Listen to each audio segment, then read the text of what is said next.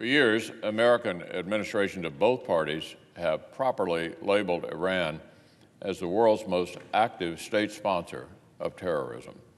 This assessment is based on the cold, hard facts of Tehran's behavior.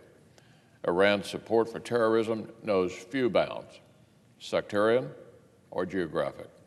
Iran has provided support to Sunni, Shia, and secular terrorists, all kinds of terrorists. It has conducted or sponsored attacks around the world, including a plot right here in Washington during the Obama administration to blow up a local restaurant and kill the Saudi ambassador to the United States. And we know Tehran is responsible for the deaths of hundreds of American service members in Iraq and Afghanistan, Americans murdered by Iran's proxies. So while it should be shocking that Iran is now conducting more attacks against civilians shipping vessels in international waters, unfortunately, it really isn't all that shocking. This is the kind of behavior we've witnessed over the years. Until recently, the U.S. spent years failing to hold Iran sufficiently accountable for its terrorism, proxies, and gray zone tactics. Tehran was emboldened to tread all over international law. Now things are different, and Iran's corrupt, moribund economy is feeling the pressure of U.S. sanctions, so it is not surprising that the mullahs now resort to their favorite tool, violence. The president has said he does not seek conflict with Iran, neither does the Senate. Nevertheless, the risks of a conflict are real. But make no mistake, they're being driven by Tehran's decisions to resort to violence.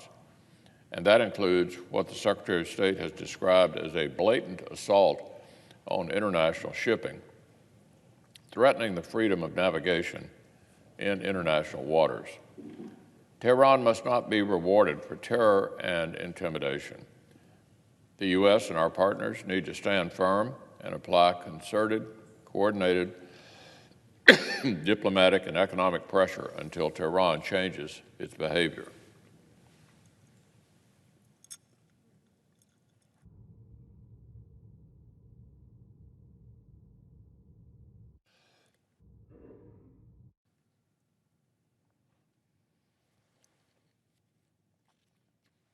Acting Secretary Shanahan, at the request of his military commanders, has ordered additional forces to the Middle East for purposes of defense and deterrence. Clear when announcing this deployment, the U.S. does not seek conflict with Iran. I support these prudent efforts to respond to Iranian intimidation.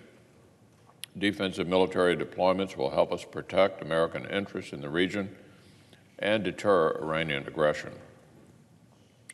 So I encourage the administration to continue working closely with our partners across the globe to encourage Iran's leaders to cease their aggression.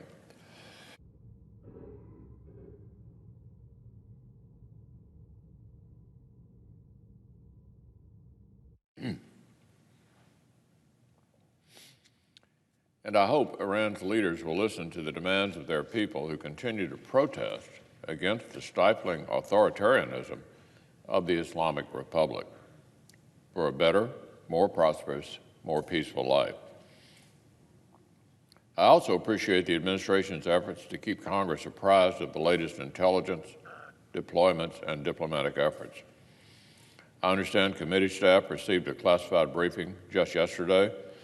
I look forward to hearing from the State Department's top career diplomat at the Republican lunch today. I hope my colleagues across the aisle rethink their decision to turn down his offer to brief them. And I understand the administration will be sending up interagency teams this week to brief the oversight committees in a classified setting as well. So for our part, the Senate will consider several measures in the coming days that will directly impact our presence and influence in this troubled region, including arms sales to key regional partners, as well as the NDAA. So I would urge every one of my colleagues to keep these deadly serious developments at the top of our minds as we attend to our business in the days ahead.